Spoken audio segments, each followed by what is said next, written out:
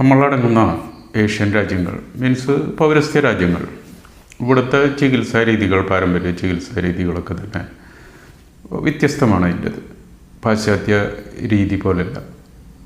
ഫലങ്ങളൊക്കെ ഒന്ന് തന്നെയാണെങ്കിലും അതിനെ സമീപിക്കുന്ന രീതികളിൽ വ്യത്യാസമുണ്ട്.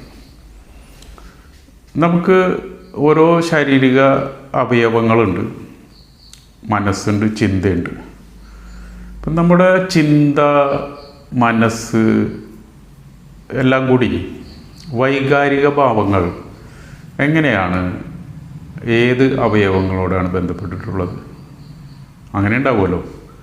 നമ്മൾ ധാരാളം പ്രവർത്തനങ്ങൾ ശരീരത്തിൻ്റെ പുറത്തും അകത്തും ഒക്കെ നടക്കുന്നുണ്ട്. അതിലൊരു കാര്യം, നമ്മൾ പുറത്തുള്ള എല്ലാ കാലാവസ്ഥ പോലെ തന്നെ ഈർപ്പം, നീർക്കെട്ട്, ഇതൊക്കെ അകത്തും ഉണ്ടാകുന്നുണ്ടല്ലോ. അപ്പോൾ ഈ വൈകാരിക ഭാവങ്ങൾ എങ്ങനെ ശരീരത്തോട് ബന്ധപ്പെട്ട് നിൽക്കുന്നു? ഒരാൾക്ക് ദേഷ്യമുണ്ട്, പെട്ടെന്ന് ദേഷ്യം വരുന്നു. മുമ്പ് അങ്ങനെ ദേഷ്യം ഇല്ലായിരുന്നു, ഇപ്പോൾ ദേഷ്യം വരുന്നുണ്ട്. എന്ത് പറഞ്ഞാലും പെട്ടെന്ന് ദേഷ്യം വരും. അങ്ങനെയാണെങ്കിൽ നിങ്ങൾ നോക്കുക, അദ്ദേഹത്തിന് ലിവറിൻ്റെ പ്രശ്നം, ഒന്നുകിൽ ലിവർ സിറോസിസ്, ലിവർ ക്യാൻസർ, അല്ലെങ്കിൽ ഫാറ്റി ലിവർ കൂടിയത്, ഇങ്ങനെയൊക്കെ വന്നു കഴിഞ്ഞതിന് ശേഷമാണ് ഈ ദേഷ്യം വരുന്നത്. അല്ലെങ്കിൽ എന്തെങ്കിലും കാരണങ്ങൾ കൊണ്ട് ലിവറിൻ്റെ ബുദ്ധിമുട്ടുള്ള ഒരാൾക്കായിരിക്കും ഇങ്ങനെ ദേഷ്യം വരുന്നത്. വേറെ കാര്യമുള്ളത്, കണ്ണിന്, ലിവറിന് എന്ത് പ്രശ്നം ഉണ്ടായാലും കണ്ണിൽ കാണാമല്ലോ. ഇപ്പോൾ മഞ്ഞപ്പിത്തം ഉണ്ടായിട്ടുണ്ടെങ്കിൽ ലിവർ കണ്ണ് മഞ്ഞാകും. അപ്പോൾ കണ്ണിന് വലിയ ബുദ്ധിമുട്ടുകളുണ്ട്. നമ്മളെന്താ പരിശോധിക്കുന്നത്? കണ്ണ് പരിശോധിക്കുന്നു, കണ്ണിൽ മരുന്നൊഴിക്കുന്നു ഒക്കെ ചെയ്യുന്നു.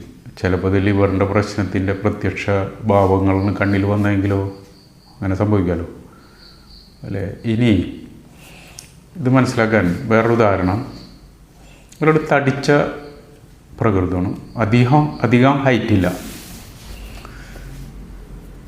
നീലയോ കറുപ്പോ കളറ് രണ്ടുമോ, അതല്ലെങ്കിൽ ഒരെണ്ണോ, ഏതെങ്കിലും ഒന്നുകിൽ നീല അല്ലെങ്കിൽ കറുപ്പ്, ഇത് ഇഷ്ടമുള്ള ഒരാൾ, അയാൾക്ക് സ്വാദിൽ ഉപ്പിനോടാണ് താല്പര്യം. ഇങ്ങനെ ഒരാളാണെങ്കിൽ അയാൾക്ക് ജോയിൻറ്റ് പെയിൻ കാര്യങ്ങൾ എപ്പോഴും വരും.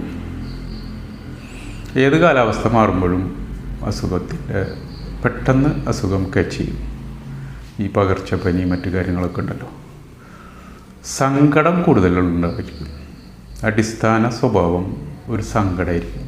പെട്ടെന്ന് കരച്ചിൽ വരും. ഒരു കരച്ചിലോട് കൂടിയ, കരച്ചിൽ പോലെ തോന്നുന്ന സംസാരമായിരിക്കും. മറ്റൊന്നുകൂടി, ഇങ്ങനെയുള്ള ഒരാൾക്ക് എവിടെയെങ്കിലും ഒറ്റയ്ക്ക് പോകുന്നത് ഇഷ്ടമുണ്ടാവില്ല. ആരെങ്കിലും കൂടെ ഉള്ളതായിരിക്കും താല്പര്യം.